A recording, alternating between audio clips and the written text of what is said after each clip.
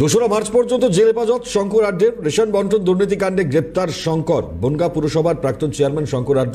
আলিপুর সংশোধনাগার থেকে তাকে আনা হয়েছে আদালতে। জ্যোতিপ্রিয় মল্লিক বা বিশ্বজিৎ দাসকে তিনি চেনেন না। ধৃত শঙ্কর আড্ডের এটা চাঞ্চল্যকর দাবি। গতকাল যেমনটা মন্তব্য আপনারা শুনতে পাচ্ছিলেন, বিশ্বজিৎ যেমনটা দাবি করছিলেন, এবং এবার শঙ্কর আড্ড বলছেন আবারও সেই একই কথাই।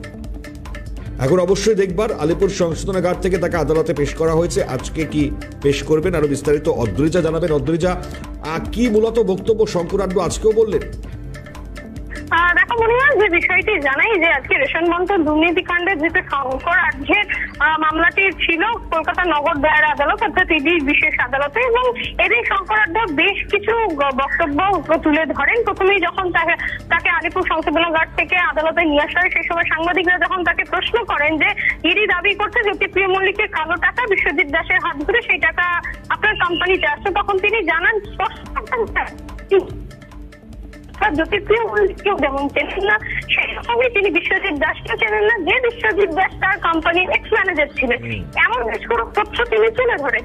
তার পাশাপাশি যখন আজকে এই বিশেষ আদালতে গিয়ে তার মামলাটি ছিল, শুনানি ছিল, সেই সময় আজকে যে আদালতে তার আইনজীবী যে বিষয়টি তুলে ধরেন যে সিজন লিস্ট এবং কেস ডায়েরি, সমস্ত যে গোটা কেস ডায়েরি এই মামলা সেটার সংক্রান্ত আবেদন জানান, পাওয়ার জন্য আবেদন জানিয়েছিলেন। এবং তার পাশাপাশি আজকে কোনো জামিনের আবেদন করা হয়নি শঙ্কর আড্ডের আইনজীবীর তরফে। এবং তার পাশাপাশি আজকে ইডি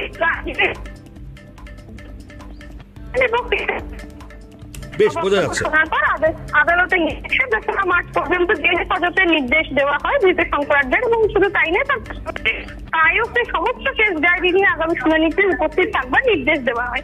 এবং এর পাশাপাশি আরো একটি বিষয় জানিয়ে রাখা দরকার যে আজকে জ্যোতিপ্রিয় মল্লিকেরও জামিনের আবেদন গৃহীত হয়েছে এবং জামিনের আবেদনের মামলার শুনানি আগামী 20শে ফেব্রুয়ারি ধার্য করা হয়েছে। মনে হয়। ধন্যবাদ অদ্রিজা। কথা বলছিলাম আমাদের প্রতিনিধি অদ্রিজা ঘোষের সঙ্গে।